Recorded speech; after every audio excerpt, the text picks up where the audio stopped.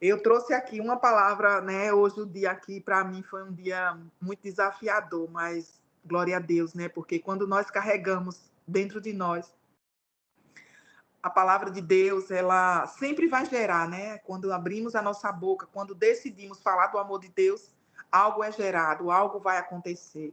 Então, nada, né, podemos reter daquilo que Deus traz ao nosso coração. E eu gostaria que cada um de vocês que estiver com a sua Bíblia, abra sua Bíblia no livro de Provérbios, né? 3, no capítulo 3, que nós vamos falar dos conselhos de sabedoria. Conselhos de sabedoria, conselhos da vida, conselhos para a vida, conselhos que vai nos ajudar a ter uma vida abundante com Cristo. Conselhos que vai nos ajudar a caminhar com o Senhor e poder gerar vida, gerar oportunidades em nossas vidas através desses conselhos, né? E inicia assim o capítulo 3. Na minha Bíblia tem até um título que diz Conselhos da Sabedoria. Provérbio capítulo 3, a partir do verso 1, nós vamos dar um passeio por esse capítulo 3 de Provérbio, que diz assim: Meu filho, não se esqueça da minha lei, mas guarde no coração os meus mandamentos, pois ele prolongarão a sua vida por muitos anos e lhe darão prosperidade e paz. Então, são esses conselhos, né, de sabedoria que Deus pede para a gente guardar a palavra, guardar os mandamentos, guardar os princípios de Deus, né? Porque a palavra ela fala que os princípios, Deus, ele não negocia os princípios. Não adianta eu achar que eu tenho algo de Deus se eu não cumpro esses princípios. Eu nunca vou alcançar algo que eu almejo na minha vida. Se eu almejo um casamento, então eu nunca vou alcançar, nunca vou ter um bom casamento se eu não cumprir com esses princípios ao qual o Senhor estabeleceu para um casamento. Não é verdade? Se eu não cumpro esses princípios com relação aos filhos, eu nunca vou ter filhos obedientes, nunca vou ter filhos que vai andar nos caminhos do Senhor. Muitas vezes nós negligenciamos os nossos filhos. Eu falo porque eu tenho filha pequena, e eu sei como criança é hoje, o celular ele tem sido uma ferramenta, né? Uma ferramenta que é uma boa ferramenta quando se sabe usar. Só que essa ferramenta nas mãos das crianças, ela é um perigo, ela é considerada um perigo.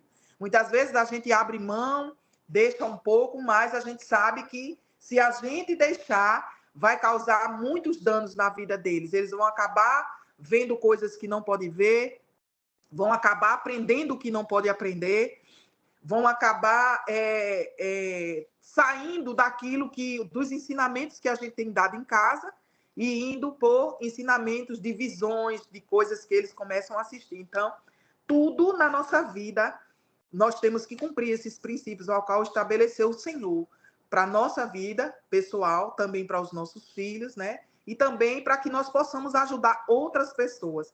Porque se nós não cumprirmos esses princípios, nós também não conseguiremos ajudar ninguém. Porque não adianta você falar daquilo que você não é. Não adianta você pregar aquilo que você não faz, né? Muitas vezes a gente vê muitas pessoas que falam, que dizem, que falam do amor de Deus, que fala que Deus faz, de coisas extraordinárias que tem aqui. Mas na sua vida você não consegue cumprir nenhuma sequer. Não digo que nós somos perfeitos, porque é perfeito só o nosso Deus. Nós somos falhos, muitas vezes nós falhamos, pedimos perdão, né? E consertamos aquilo com o qual nós falhamos. Às vezes podemos ser uma palavra, podemos magoar alguém, podemos extrapolar, podemos nos irar, mas isso não pode ser uma frequência em nossa vida. Isso não pode atingir um nível ao qual seja com tanta frequência que você vai olhar, daqui a pouco você vai se ver e diz, não, eu não estou cumprindo nada aqui. Então, continuando, o capítulo 3 de Provérbio, no versículo 3, diz assim, que o amor e a fidelidade jamais o abandone. Prenda-os ao redor do seu pescoço, escreva-os na tábua do seu coração. Então você terá o favor de Deus e dos homens, e boa reputação. Então, assim, aqui ele fala do amor e da fidelidade. Jamais devemos abandonar o amor e a fidelidade. Porque uma das coisas que a gente mais sente dificuldade hoje com as pessoas é a fidelidade, né? Fiel é diferente de fidelidade, né? Você ser fiel é você cumprir um princípio, e a fidelidade é algo que você convive todos os dias, né? Muitas vezes você ser uma pessoa que exerça a fidelidade em um relacionamento, com amizades, com seus filhos, com seus pais, né? Você tá ali, você ser fiel àquela pessoa, você ser íntegro a ela. Isso não só com o marido e mulher, mas também amizades, né? Filho com o pai, com a mãe. Que haja o amor e a fidelidade, porque isso, ele fala aqui que você tem que prender no seu pescoço. Então, é algo tão importante, porque é uma coisa que você prende, né? Eu tô com essa corrente aqui no pescoço, né? Então, aqui, ela tá grudada aqui em mim, né? Então, assim, o tempo todo eu vou estar sentindo. Então, aqui esse versículo de Provérbio fala que você pendure no seu pescoço o amor e a fidelidade e caminhe com ele. E você não desprenda dele de forma nenhuma. Porque se esses dois princípios, você andar com ele, tiver com ele, praticar ele, com certeza você vai se sair bem na sua vida, em muitas coisas. Em tudo que você fizer, na realidade. Então, o 5 diz assim: confia no Senhor de todo o teu coração e não se apoie em seu próprio entendimento. Por quê? Se a gente fosse apoiar naquilo que a gente acha que vai acontecer, se eu vou tomar uma decisão conforme a minha vontade, ou conforme o que eu estou sentindo, ou conforme o que o meu amigo falou, ou que o pastor falou, ou que a vizinha falou, se eu for tomar uma decisão conforme o meu próprio entendimento, eu vou com certeza falhar, né? Mas aqui pede para você confiar no Senhor de todo o seu coração, né? E não se apoie no seu próprio entendimento. Reconheça o Senhor em todos os seus caminhos e ele endireitará as suas veredas. Então, assim, são conselhos extraordinários. E a gente muitas vezes deixa de fazer coisas simples. E quando deixamos de fazer coisas simples, acabamos deixando de ter resultados grandiosos, né? Porque quando diz que você, né, se apoie no Senhor e não confie no seu próprio entendimento, isso quer dizer o quê? Às vezes você vai ter que tomar uma decisão, né? Você precisa tomar uma decisão importante de algo que você vai fazer. Aí vem um monte de pensamento, um monte de vozinha que já começa, né, a chegar aos seus ouvidos. Mas é melhor você não fazer. É melhor você fazer, mas fazer dessa forma. Aí o que é que você, nós, cristãos, temos que fazer? Vamos para a palavra. Vamos ver o que é que a palavra acha. O que é que a palavra vai me dizer a respeito disso. Porque a gente às vezes diz assim, não, eu entrego minha vida para Deus, tudo que eu faço eu oro. Mas se você orar e dizer de Deus disser não, a sua oração permanece não ou permanece a sua vontade? Porque nós sabemos que a nossa vontade ela vai ser muito maior do que a nossa oração. Em muitos casos é. Às vezes você deseja tanto algo, você quer tanto aquilo ali, que você está orando e Deus diz não. Mas aí você continua orando e Deus diz não. E você ora e ora dias e Deus... Aí Deus usa uma pessoa. Aí a pessoa vai lá, ora e Deus diz... A pessoa diz não. Aí você permanece orando de novo. Porque você não acreditou no não que Deus lhe falou. Porque você pode ter certeza. Quando o profeta chega, quando alguém chega para dizer algo de Deus para a sua vida, Deus já lhe falou. Você não ouviu. Você não aceitou. Mas Deus, ele já lhe falou. E aí você vai atrás de uma terceira pessoa, né? Não, hoje eu vou para a igreja, Deus vai usar o pregador e o pregador vai falar comigo. Porque eu orei, né? Deus falou, mas eu quero que Deus me confirme. Porque crente tem um negócio que Deus tem que confirmar, eu não sei por que é isso. Mas Deus já confirmou dentro da gente, mas ele tem que ir para confirmar. E vai para a igreja, né? O pregador começa a falar que a pouco Deus é tão maravilhoso, tão misericordioso. Aí Deus usa o pregador diz, aquilo que você orou, que você está orando, Deus já te disse que não. Deus já usou a irmã, disse que não. E Deus está te dizendo que não. Aí você vem para casa e chora, fica entristecido, mas está ali dentro de você gritando. A vontade que você, né, tá com aquela vontade de realizar aquilo ali, de fazer, de acontecer, de comprar aquilo ali, ou de assinar, ou de viajar, ou de ir para outro lugar. São muitas muitos desejos que nós temos dentro de nós. Aí Deus o Espírito Santo já te disse que não. A primeira profeta já te disse que não, né? Então, o pastor, Deus usou na igreja, disse que não. Mas dentro de você ainda está aquele desejo. Não, mas Deus... Mas eu acho que o pastor deve estar falando com outra pessoa. Não foi comigo, né? Já diz logo, não foi comigo, não. Deus não falou comigo. Não, o pastor ali hoje, na igreja, ele não falou comigo, não. Aquilo ali pode ter sido para qualquer pessoa. Eu vou continuar orando. E você continua orando, né? E perdendo seu tempo. Porque você está orando por algo que Deus já disse que não. Você começa a orar, já orou, Deus já disse que não, e você continua orando e falando. Eu nem sei porque eu estou dizendo isso, mas Deus deve saber. Entendeu? Então, é justamente isso. Quando a palavra diz aqui, ó, confie no Senhor de todo o seu coração e não se apoie no seu próprio entendimento. Então, isso é muito, muito lindo quando Deus fala isso. Para a gente não se apoiar no nosso entendimento, da forma que nós entendemos. Porque, assim, uma pessoa que ouviu do Espírito Santo, ouviu de uma profeta, ouviu do pastor, está se apoiando em quem? E ainda permanece insistindo, está se apoiando no seu próprio entendimento. Isso é de uma forma geral. Isso é de uma forma geral. Às vezes você quer comprar algo, ou quer fazer até uma viagem, marcou alguma coisa, e já orou. Será que é isso mesmo? Será que eu devo fazer? Será que eu devo comprar? E aí acaba que Deus falou que não, e você permanece insistindo. Então, assim, essa palavra, ela vale para todas as coisas. Por quê? Para todas as decisões. Por quê? Porque são palavras de sabedoria.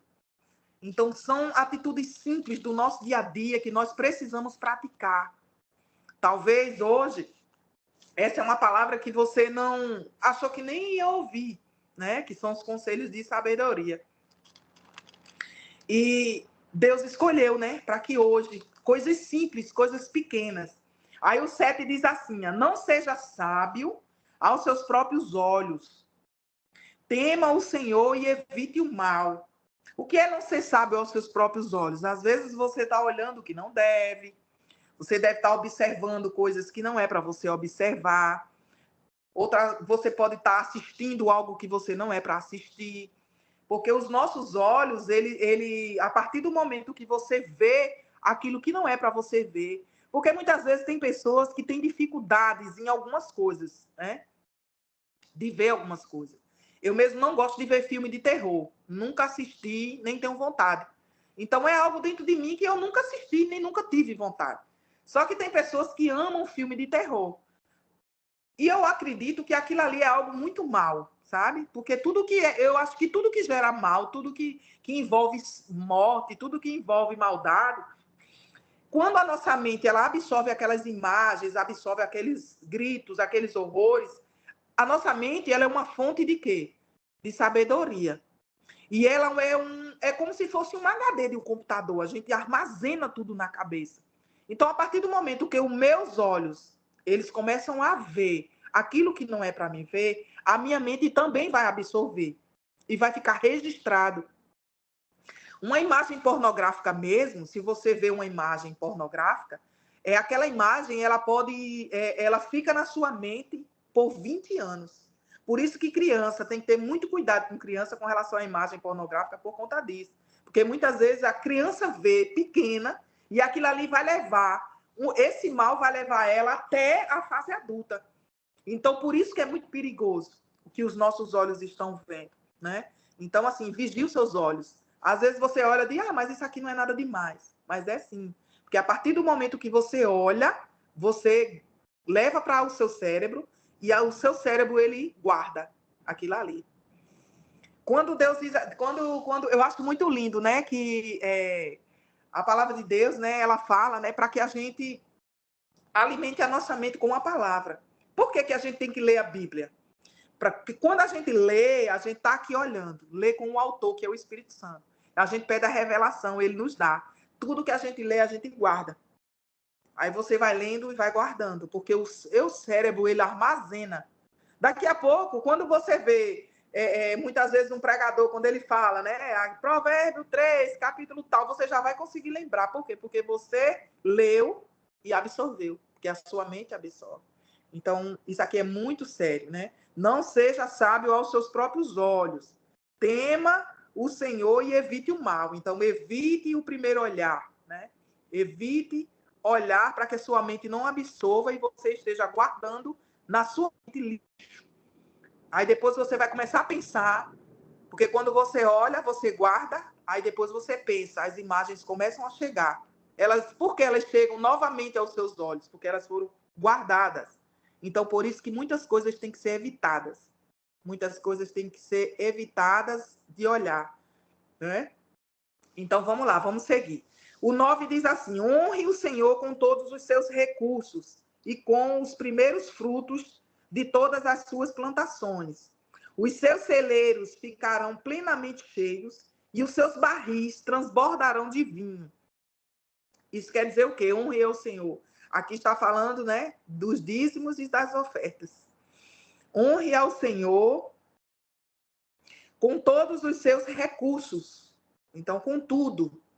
Muitas vezes as pessoas elas têm uma renda, 2 rendas, 3 rendas, ou recebe algo, uma oferta de alguém.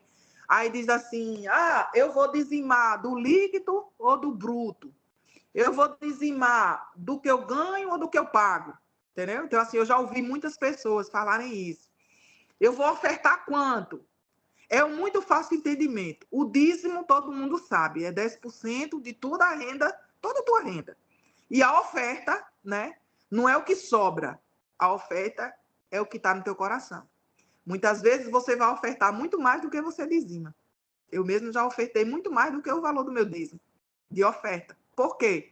Porque a oferta ela é um transbordar. Às vezes as pessoas não têm entendimento. Eu não vou ofertar porque eu já dizimei. O dízimo, ele é o quê? Um mandamento. E a oferta, ela é o quê? Generosidade. Você só mostra que você é generoso quando você oferta.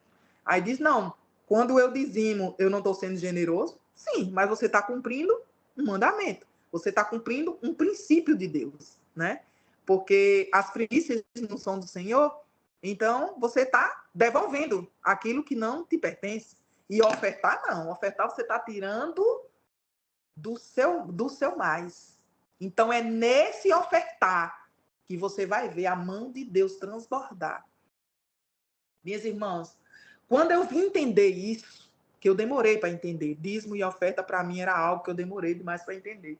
E quando Deus me levou a Salgueiro, eu fui para uma igreja que me colocaram para ficar na tesouraria, eu era tesoureira, e além de ser tesoureira, todos os cultos o pastor me dava a oportunidade de falar de dízimos e ofertas, porque eu aprendi a ser generosa por conta disso. O inimigo ele me usou muito tempo com relação para reter dízimo, oferta, essas coisas. Tinha meses que eu ofertava, que eu dizimava, tinha meses que eu não dizimava, porque eu não entendia. Mas quando eu comecei a compreender, né, que eu fiz o rema, que a palavra revelada ela veio e ela arrancou aquela maldição que tinha na minha vida, porque quando você é miserável e avarento, que você retém o que não é seu, isso é uma maldição. É uma maldição. Saiba disso. Você precisa ser generoso, porque é através da generosidade, né, que há um transbordar de Deus, né? Então, quando eu me limito a fazer só aquilo, então eu vou viver da mesma forma, limitada. Eu não posso ter um transbordar se eu também não transbordo. Então, foi essa parte que eu entendi com relação a você ser generoso, com relação a você ser um ofertante. Quando você oferta, você está se esforçando, porque você não está entregando, devolvendo o que é de Deus. A oferta, ela é um esforço a mais, ela é algo a mais. Quando você chega lá que você oferta, você está saindo de um nível para outro nível. Pode ter certeza disso. Que você está saindo de um nível para outro nível. E é algo, assim, extraordinário. Eu teve meses mesmo que, assim, eu não estou falando aqui para engrandecer, não, mas eu sei que aqui tem homem e mulher de Deus e vão me entender, né? Teve situações ao qual teve meses que o Senhor me abençoou e o meu salário foi o valor do dízimo do aluguel da igreja. Então, assim, muitas vezes a gente acha que isso é só conversa, né? Mas não é. Deus, ele opera abundantemente na vida do generoso. Você pode ter certeza disso. Então, vamos seguir, né? O 11 diz assim: E tanto é que quando Deus fala tudo sobre a questão de dízimo, de ofertas, quando o Senhor fala de generosidade, ele fala aqui, né? Porque esse versículo 9 ele diz assim: honra o Senhor com todos os seus recursos e com os primeiros frutos de todas as suas plantações. Os seus celeiros ficarão plenamente cheios. Então, assim, quando tem uma reação de generosidade da sua parte, os seus celeiros, eles transbordarão. Deus sempre fala de transbordar naquilo que, quando a gente se levanta em fidelidade ao Senhor com os nossos recursos, né? Com os recursos que chegam na nossa mão, porque nada é nosso, tudo é de Deus. Aí o 11 diz assim: meu filho, não despreze a disciplina e a repreensão, pois o Senhor disciplina a quem ama. Assim como o pai faz o filho de quem deseja o bem. Então, assim, muitas vezes a gente recebe uma palavra da parte de Deus e essa palavra, ela está nos repreendendo, né? Está nos trazendo um alerta, está nos trazendo um ensinamento. E a gente, às vezes, fica triste, às vezes se entristece, diz, mas essa palavra tá me machucando, tá doendo aqui dentro de mim. Mas o próprio Deus, ele fala, né? Que não despreze a disciplina, não despreze a repreensão, não despreze aquele conselho que muitas vezes te fere, mas que ele vai ser libertador para a tua vida. Porque, às vezes, diante daquele conselho que você recebe, uma atitude diferenciada daquilo que você fazia vai te trazer uma plenitude de vida, vai te trazer um nível maior de vida, de um nível maior, um alcance maior. Então, esse conselho, ele não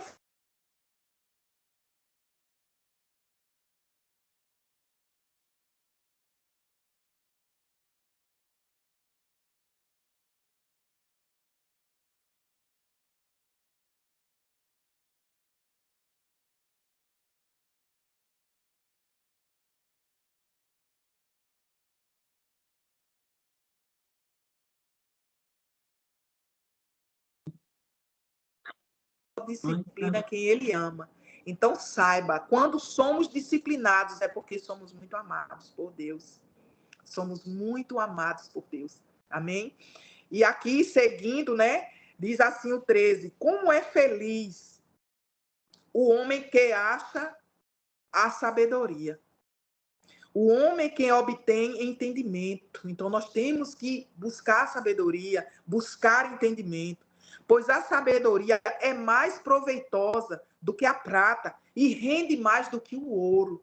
Então, não existe dinheiro, recurso, não existe bens, não existe nada que possa superar a sabedoria. Um homem sábio, que sabe se comunicar, que sabe falar na hora certa, que sabe calar na hora certa, que sabe julgar, que sabe repreender, que sabe estar em amor, que sabe fazer as coisas certas. Essa palavra é muito linda. Como é feliz aquele que acha a sabedoria, o homem que obtém entendimento, pois a sabedoria é mais proveitosa do que a prata e rende mais do que o ouro. Então, a sabedoria, ela gera recursos para a nossa vida. Muitas vezes, uma palavra, você chega num lugar, você traz uma palavra, aquilo ali vai gerar recursos. Mas como missionário, como é que uma palavra vai gerar recursos? Porque, às vezes, aquela pessoa está precisando de um conselho para tomar uma decisão muito importante que vai gerar um recurso, que vai gerar um empreendimento. E aquela palavra é liberada da sua boca. Por isso que Deus fala que ela é mais valiosa do que ela é mais proveitosa do que a prata e rende mais do que o ouro. Então não existe valor para a sabedoria. Não existe pagamento para a sabedoria. Não existe preço para a sabedoria. Para sermos homens e mulheres de Deus sábias, não existe valor. Vale mais que ouro, vale mais que a prata, rende mais que o ouro. Que todos nós possamos ser sábios e buscar a sabedoria, a verdadeira sabedoria, que é a sabedoria de Deus. Que é a sabedoria no ensino, de falar do amor de Deus, de não machucar as pessoas, de não enganar as pessoas, de não mentir para as pessoas. de não gerar esperança, porque muitas vezes a gente gera esperanças nas pessoas, e isso é uma das coisas mais ruins que existe. É você prometer aquilo que você não vai cumprir. Isso é terrível. E a gente vê muito isso, né? Muitas pessoas prometendo aquilo que não vão cumprir, que não vão fazer. Às vezes para sair de uma situação, às vezes para se livrar de uma situação. Então, assim, se você fez algo ou disse algo a alguém que machucou aquela pessoa, que magoou, que precisa, peça perdão, se redima, volte atrás, ainda dá tempo, né? E que Deus possa nos trazer uma sabedoria tão grandiosa nesta noite. Eu peço a Deus que Ele nos encha da sabedoria dEle, para que nós possamos ser homens e mulheres sábias em todas as áreas da nossa vida. Amém? Aí diz aqui, ó, é mais preciosa do que rubis. Nada do que você possa desejar se compara a ela. Meu Deus, é muito poderosa a sabedoria. Na mão direita, a sabedoria lhe garante a vida longa. Na mão esquerda, riquezas e honra. Olha que coisa maravilhosa. Essa palavra é muito poderosa, é muito maravilhosa. Na mão direita, a sabedoria lhe garante vida longa. E na mão esquerda, riquezas e honra. Os caminhos da sabedoria são caminhos agradáveis, e todas as suas veredas são paz. A sabedoria é árvore que dá vida a quem abraça. Quem a ela se apega será abençoado. Então, que Deus possa, nessa noite, nos encher da sua sabedoria. Que Deus possa, nessa noite, nos trazer uma sabedoria extraordinária nele, a sabedoria dele. Não a sabedoria para o mundo, não a sabedoria para se dar bem, não a sabedoria para ganhar recursos, mas uma sabedoria para amar o próximo, para dar ao próximo aquilo que ele precisa, para gerar no nosso próximo vida. Quem é o nosso próximo, missionário?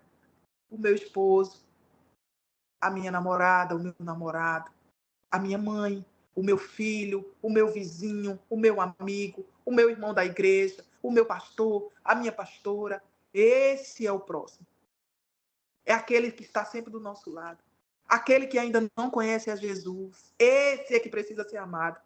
Aquele que precisa ouvir de Deus a sabedoria, os bons conselhos. Pai, em nome de Jesus, eu oro, Pai, que nessa noite o Senhor possa nos trazer uma sabedoria extraordinária, Pai. Que nessa noite o Senhor possa nos constranger, Pai, com essa palavra tão extraordinária a qual o Senhor nos entregou nessa noite, meu Deus. Eu honro, Senhor, cada um, Pai, que me convidou para que eu pudesse, Pai, falar dessa palavra, trazer, Pai, essa palavra, que tanto me edificou, Senhor. Obrigado, Jesus, como eu fui reedificada através dessa palavra. E que o Senhor possa, meu Deus, transbordar sabedoria na minha vida, como na vida de todos os meus irmãos nessa noite, Pai. E eu te glorifico, e eu te honro, e eu te agradeço, Pai. Em nome de Jesus, em nome de Jesus. E que muita, muita sabedoria seja derramada, Pai, sobre todas as vidas que estão aqui, que vão ouvir essa palavra depois. Que todas as vidas, Pai, que irão ser alcançadas por essa palavra, que haja sabedoria, uma sabedoria extraordinária que eu sei que o Senhor vai derramar, Pai, nesses dias na vida do teu povo, para que suas mentes, para que seus olhos, Pai, possam ser verdadeiramente abertos para enxergar a tua grandeza, Pai, em nome de Jesus, amém, louvado seja Deus por essa palavra.